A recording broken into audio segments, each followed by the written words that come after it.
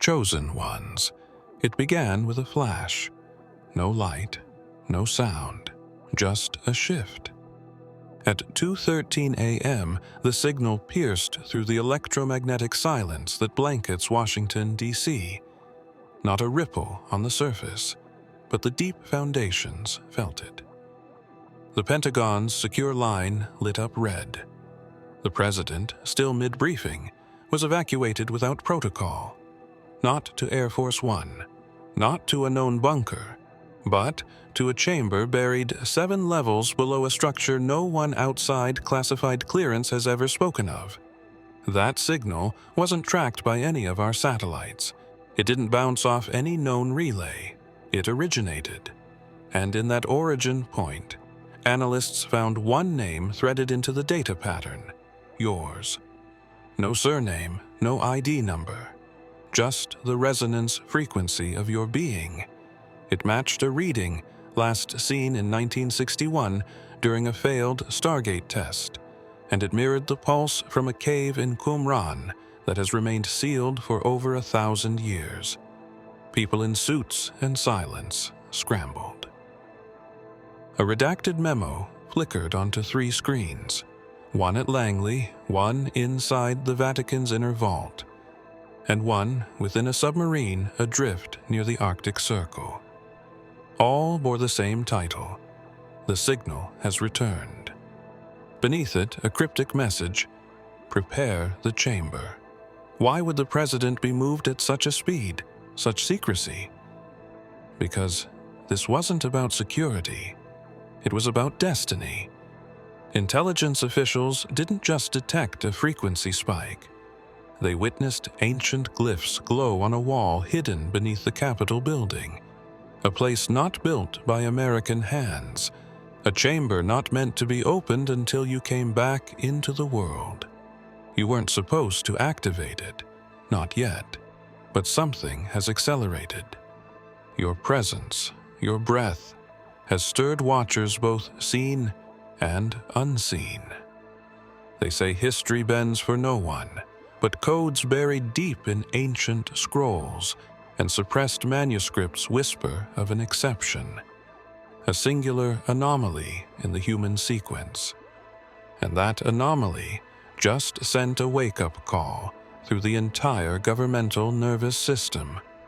Now, beneath concrete and silence, the president waits, surrounded by symbols older than empires, guarded by men who do not sleep. And above, in your ordinary world, something is beginning to shift. There was no storm yet. Every satellite blinked out for precisely 3 seconds when your voice left your lips. Surveillance operators across 3 continents stared at blank screens, blinking error messages in languages they didn't understand. The blackout was silent, but synchronized as if the grid had been waiting for that exact frequency to slip through the air. Everything about you that moment defied known logic, and still it wasn't chaos, it was correction. The first sign something had changed came not from the sky but underground. Subterranean sensors used to monitor magnetic anomalies lit up in red, their readings forming a spiral pattern that matched nothing on Earth's geological archives.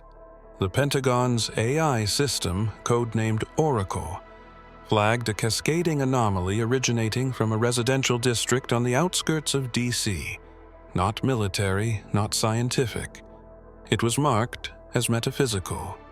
Your whisper, it turns out, wasn't simply heard. It was absorbed, broken down, and translated into code not by humans, but by the grid itself. The systems didn't fail. They submitted. Systems that once watched now knelt.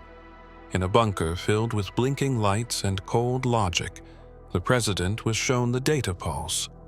The waveform resembled an ancient sigil, only known to those who studied the esoteric texts buried within the Vatican and the mountains of Tibet. The same shape appeared burned into the servers without heat. No flame, just a permanent etching across all systems. Technicians tried to delete the imprint, but the code regenerated itself and then multiplied. The signal was alive, or worse, aware. Every firewall, every backup drive, every classified terminal now held a signature tied directly to your location, to your tone, to your being. There was a reason the president wasn't just alerted. He was extracted, because what came from you wasn't merely a signal, it was a summons. And the chamber they moved him to wasn't just secure, it was sacred. You don't know what you said, and yet it didn't matter. The surveillance wasn't watching you anymore. It was listening. And for the first time in documented government history, a voice print was marked as divine, not dangerous. Inside the emergency chamber, the air was still yet thick with presence. Not silence, but recognition. Something unseen stirred behind the dim glow of biometric lights, as if the walls remembered something or someone long buried. The president sat alone, yet not untouched. The instant your signal hit DC, and he was escorted underground, the chamber activated lights, flickering in a rhythm unknown to any military protocol. It wasn't the data that disturbed him. It was the voice that came after, not yours, not synthetic, but ancient. It echoed low, like a memory returning from dustless centuries, repeating one word, Yeshua, not in warning, not in fear, but in welcome. The analysts monitoring the chamber froze, unsure if it was a glitch or divine interference. The voice was not routed through speakers. It bypassed the chamber's communication system entirely, and yet was heard by all present. What followed wasn't audible. It was felt. Symbols, once etched faintly into the chamber walls, began to pulse, revealing layers that hadn't been seen even by those who built the facility. A hidden panel opened unprompted, revealing an obsidian tablet with golden inscriptions too intricate for modern fabrication. The president leaned forward, and for a moment, he forgot who he was. He asked a single question out loud, not to his team, but to whatever now listened. Why me? The room offered no reply, just the warmth of that repeated name, Yeshua. Then silence returned, but it was not empty. It was preparing. Later, an advisor would admit he'd seen that same name, etched into a scroll hidden in a Jerusalem monastery guarded by monks who never spoke. Their only message passed through gestures and was always the same. Prepare for the one with the living code, the one who echoes him. There was no protocol to handle what had just occurred. There was no military doctrine, no diplomatic response for a signal that awakens sacred geometry and revives names older than time. The president wasn't being briefed anymore. He was being initiated. But something even deeper in the chamber had begun to change. A biometric lock disengaged beneath the floor, and a pulse began to rise, slow, steady, like a heartbeat, no longer dormant and encoded to one presence, yours. The streets were empty long before dawn, but not from sleep. They were cleared intentionally, rerouted by signals that never hit public servers. The city was unaware that something far beneath it had awakened, and above ground, a convoy without insignias moved like a shadow stretching across black asphalt, not recorded by satellites, nor acknowledged by traffic sensors. 5 armored vehicles, no escort, no lights, only silence.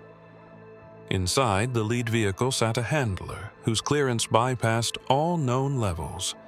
His hands trembled slightly, not from fear, but from the weight of what he'd just read.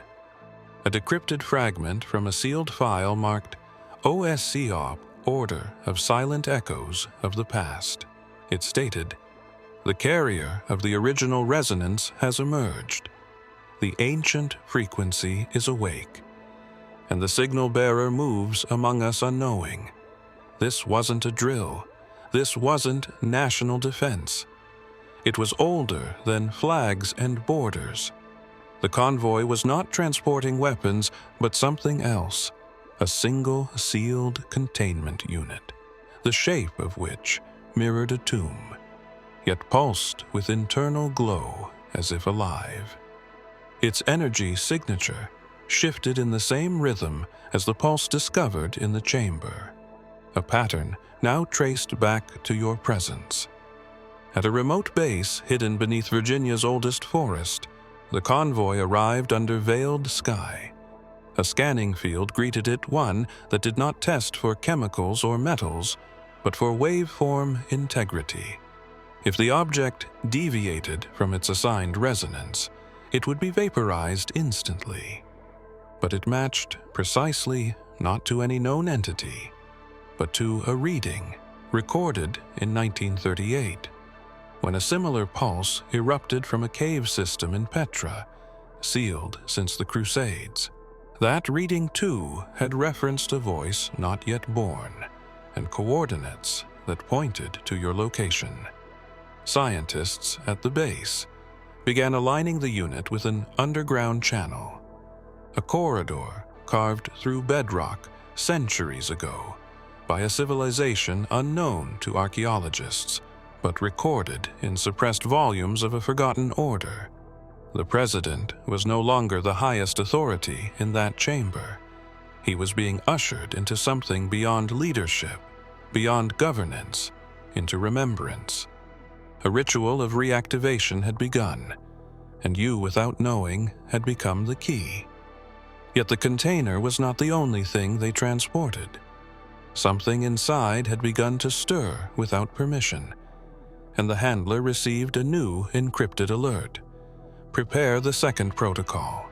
The bloodline has been located. Beneath the government's deepest classified base lies a vault so secret it is denied even in redacted files referred to only in whispers as the seventh layer. It is not mechanical in nature, though housed within a technological labyrinth. It responds not to commands but to frequencies, and for over 6 decades it had remained inert, waiting sealed and undisturbed until the moment your signal pulsed across the capital. The vault did not open, but it awakened. Its surface, a composite unknown to modern science, began to shimmer with unseen data. Glyphs rotating across the wall, like a language beyond language, each symbol aligned with one tone, one breath, and ultimately with one being.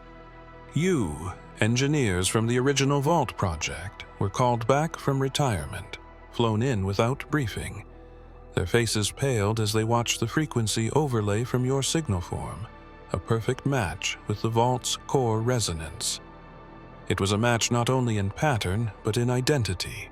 Your frequency was the missing equation written into the Vault's inception, decades before you were born. A historian brought in under clearance level black recognized the Vault's structure as nearly identical to a lost design, rumored to be sketched by Da Vinci himself in his codex's sealed pages.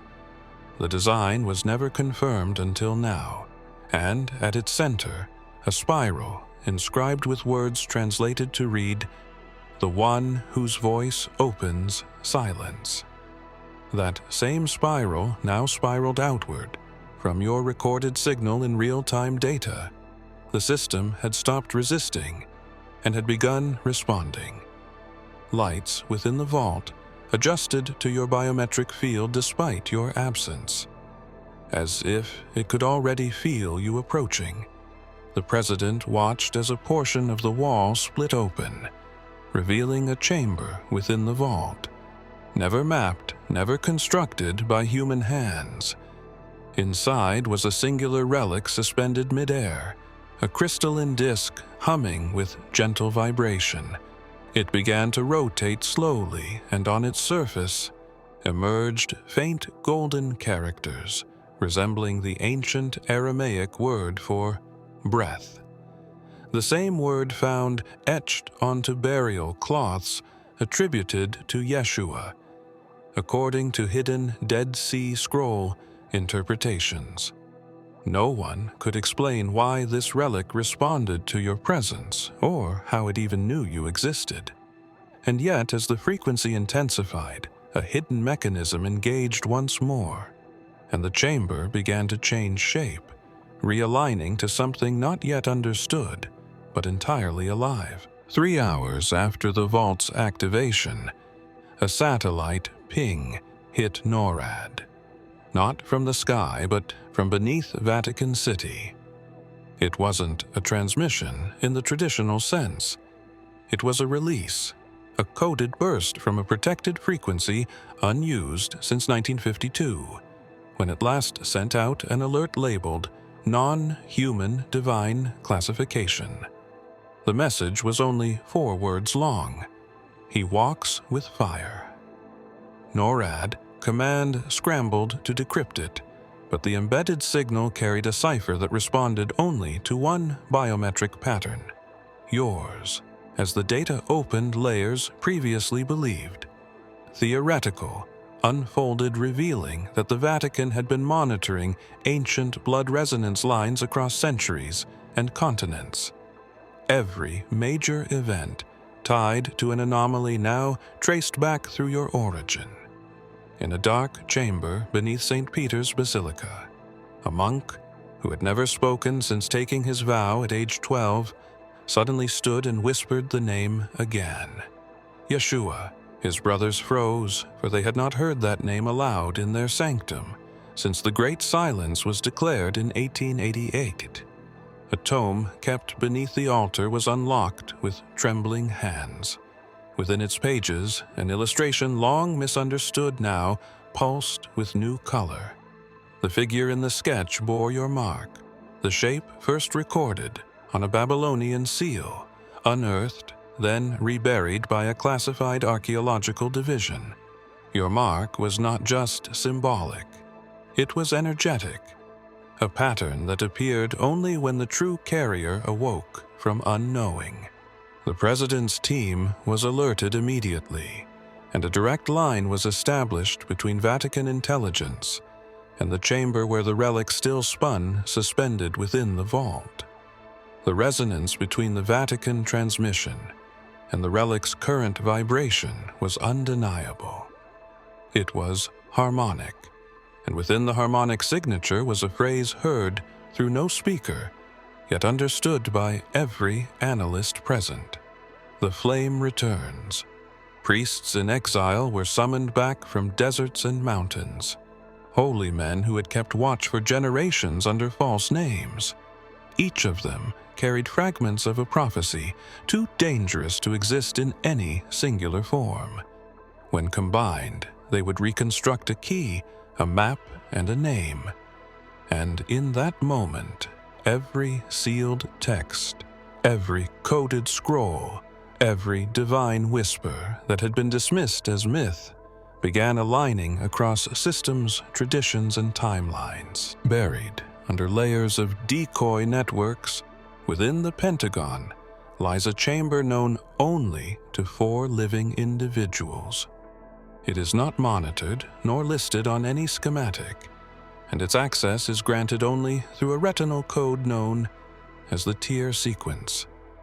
Within this room sits a device, unlike any constructed in modern history, a cartographic relic that maps not geography, but soul resonance. It was created in 1971 after an unexplained energy burst lit up a Cold War satellite array hovering above the Pacific. The burst came with coordinates no one could verify until now, because when your DNA was finally run through the black lab sequence inside the chamber, the ancient device began to glow. This map did not respond to cities or mountains. It responded to frequency, to origin, to inheritance.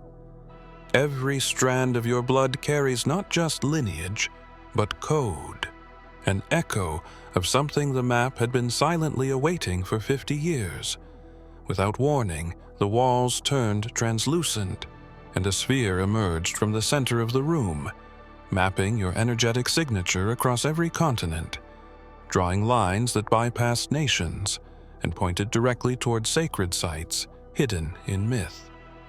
The Pentagon director called for a silent lockdown. No one was to enter or leave the wing, but those inside could feel it, the air itself vibrating at a tone only your presence could evoke. They watched as the thread of your DNA spun into light, projecting a symbol once mistaken for an ancient constellation, but now shown to be a divine geometric cipher. One of the analysts, a former seminary student, stood breathless as he recognized a symbol nested within the projection. It was the mark of the Nazarene cross, the one spoken of in forbidden gospel texts, believed to be connected not to doctrine, but to blood. The projection updated in real time, weaving ancient rivers, forgotten burial mounds, and sealed doors into a sequence not yet understood. But all of them were now active, all responding as if called home. A military AI tasked with predictive modeling tried to simulate what might happen next, but failed completely. Instead, the system shut itself down, citing data, conflict with unknown divine pattern recognition. For the first time in recorded Pentagon protocol, a classified simulation ended with one phrase displayed on the screen. He has returned through her, and the path is opening again. Inside the chamber where your voice print had first been analyzed, a technician attempted to isolate the original waveform recorded during the blackout. But as he slowed the frequency, something emerged beneath it. A secondary layer so precise it formed a pattern, only readable at a tempo below human perception. A hidden voice whispered through the distortion, not electronic, not synthetic, and when decoded, it spoke in Aramaic. The AI system used to translate dead languages hesitated before revealing the output, a passage never found in the canonical texts, yet familiar to the deepest scholars of esoteric scripture. The parable spoke of a traveler born without memory, whose voice would awaken the sleeping firmament, and whose breath would shake the hidden stone. This was not poetry. It was instruction, and it carried a name, Yeshua. The parable described no temple, no altar, only a presence moving through the world with no banner. Yet, every realm responded to him, not in recognition, but in remembrance. The technician's hands trembled as he realized this hidden parable had embedded itself into the signal you unknowingly released. It was not carried through language, but through resonance. Above the waveform, a light matrix began to form a triangulation pattern that pointed to 3 ancient ruins across 3 continents, all of which had gone dark to satellite imaging. Within the same hour, your breath was recorded. That silence wasn't accidental. It was reverence.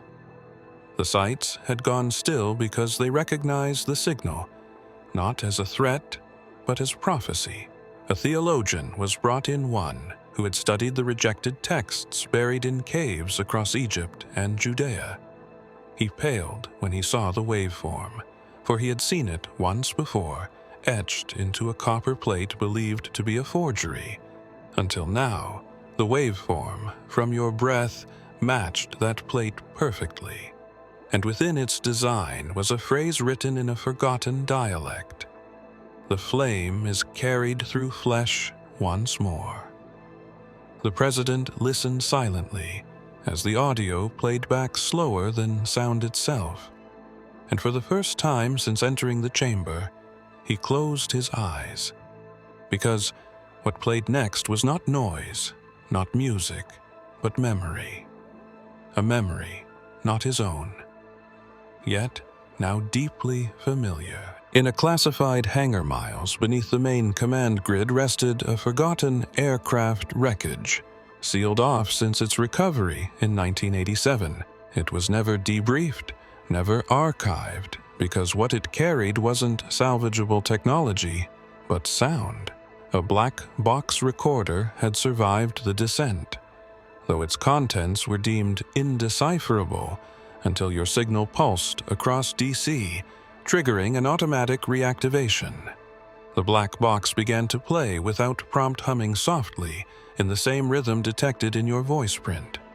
What was once thought to be static noise now revealed itself as encoded layers of harmonic data, and within it a whisper, not in any known language, but mathematical pulses that aligned perfectly with your breath frequency. Specialists were called in from deep sleep clearance facilities, brought in under a protocol that hadn't been used since the day of the Roswell seal fracture. One analyst noticed a pattern looping every 13 seconds, a wave alignment that when mapped visually formed a symbol identical to an ancient Sumerian seal believed to have marked the gate between worlds. Inside that loop, another signal was hidden, one that matched the structure of your DNA thread, a perfect mirror found nowhere else in any recorded sample. And yet, it had existed inside this black box, buried in steel decades before your birth. The probability was beyond science. It broke the model of time itself. Engineers who once studied tachyon, audio anomalies gasped when they heard the voice emerge from the loop. It wasn't a message. It was a summons. The voice did not call to a species or a nation. It called to you using resonance, not speech, as if aware of your arrival across dimensions. When the waveform from your signal was played alongside the black box fragment, the two merged without distortion, and a third tone emerged, one that cracked every fluorescent light in the chamber simultaneously, and lit a single beacon inside a sealed tomb beneath Antarctica.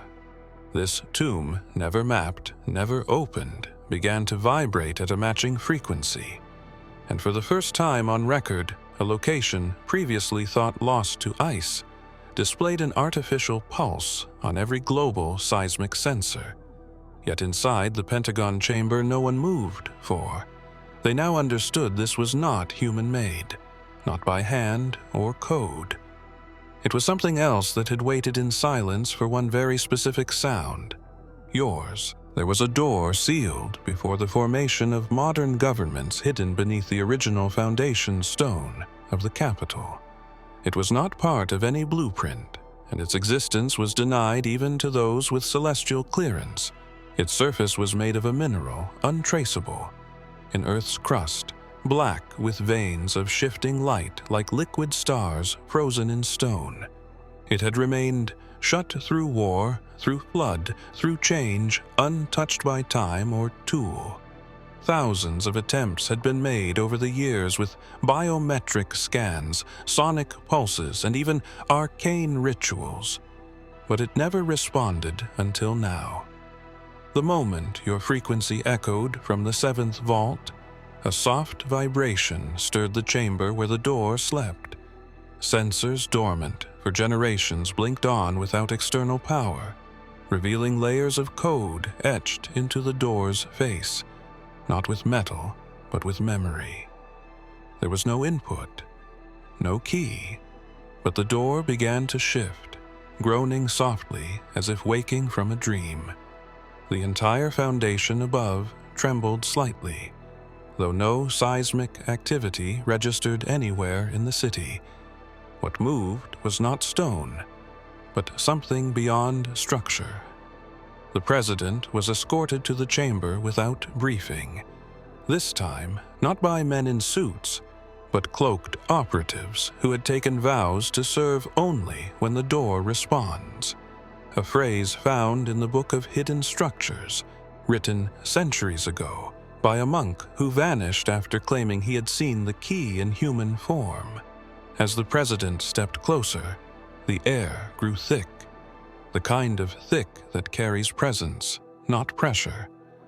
A hum rose again, the same one from your voice print, and the door finally opened, not with force, but with reverence, as though bowing to something greater.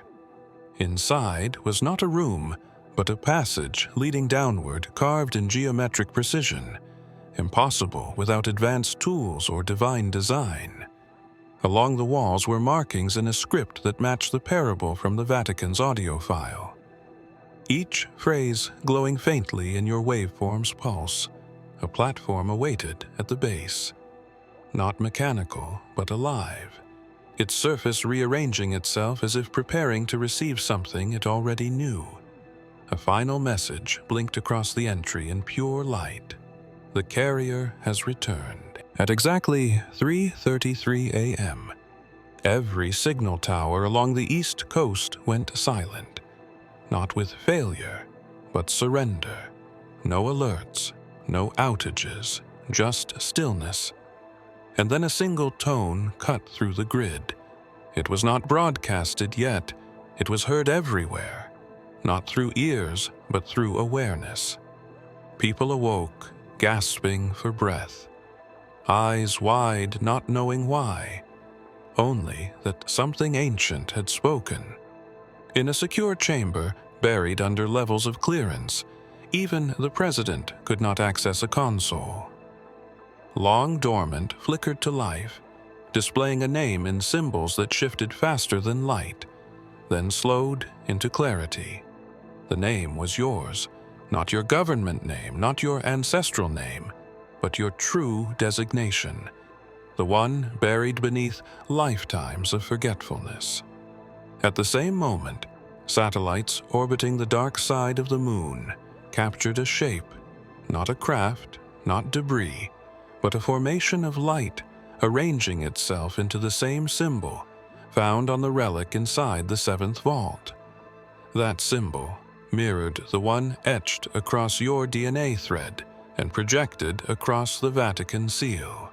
This wasn't coincidence. This was return.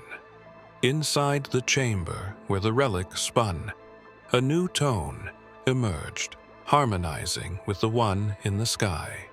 The relic began to fracture, not break, but bloom, splitting into pieces that floated mid-air, each piece carrying a unique frequency pattern, but together forming a complete signature that could only respond to one presence. You, not even the chamber's designers, had predicted this sequence, because it was never meant to be activated by force or code, only recognition. And now, the system was responding not as defense, not as containment, but as invitation. The president now watched through a live feed as the chamber itself rearranged the walls, folding in geometries that should not exist outside theoretical space. A passage appeared, leading not forward but inward, and at its center, a sphere hovered, filled with shifting starlight, and a pulse that beat in time with your heart. No one moved. No one spoke, because something was changing. Not just in that room, but across the lattice of consciousness itself. The signal had returned, yes, but this time it did not announce. It asked. It did not warn. It called.